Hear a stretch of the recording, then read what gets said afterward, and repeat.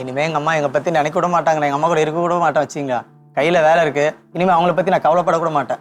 இப்படி தெறிக்க பேசும்போது என்ன மேடம் பேச முடியும்? அவர் மனசுல இருக்கிறது வருத்தம் அவங்க கவலை சொல்றாரு. அது அவருக்கு உங்க மேல அவ்வளவு பாசம் இருக்கு. பாசம் இருக்கு. அதனாலதான் எவ்வளவு சண்டை போட்டாலும் திருப்பி உங்கள்கிட்டயே வரும்.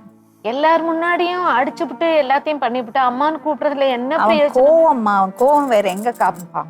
என்ன? உங்கள்ட்ட எல்லாமே வேற. நானும் என் என்ன தம்பியை சண்டை செய்யணும்னா? போட்டுக்கிறேன் மேடம். நானும் என் தம்பியை சண்டை போட்டுக்கிறோம். அவனை நான் அடிக்க கூடாது. அவன் ஆடி பல்க்கு, பாடி பல்க்கு. அவன் வந்து என்ன அடிச்சு எதனா பண்ணிட்ட வரைக்கும் இவங்க கம்முன்னு இருப்பாங்க. அவனை போயிட்டு அடிச்சு நான் எதனா பண்ணிட்டேன்னு வச்சுங்களா, ஐயோ என் பிள்ளைய கொண்டான் எனக்கு அப்போ ப்ரெஷர் அதிகமாயிடும். கத்தி எடுப்பேன், கொம்பு அவனுக்கு எடுப்பேன். அடிச்சு ரத்தம் ஊத்துது, இவன் மேலும் மேலும் அடிச்சிட்டு இருக்கான். எந்த தாயாவது ஒரு பிள்ளைய அடிச்சுட்டு ஒரு பிள்ளைய காப்பாத்துவல? அவன் இருக்கிற நரம்பு மாதிரிதான் இருப்பான். ஆனா உடம்பு பிடிப்பான் மேடம். அவன் இப்படி பிடிச்சு வைத்து ஒரு குத்துனா இருந்துட்டு அப்படியே ரத்தம் கட்டிட்டு 5 நாளா தூக்கவே ஏறல. அவனுக்கு ரத்தம் ஊத்திட்டு இது பண்ணுவாங்க. அப்பமும் போட்டு அடிக்க என்ன திருப்பிட்டான். என்ன குணம் இது உண்மை. சின்ன வயசுல இருந்து எனக்கு அவனை திருப்பிட்டா நான் கீழே படுத்துட்டானா அவன் என்ன பயங்கரமா வச்சிருவான். அவங்களுடைய குடிப்பழக்கம்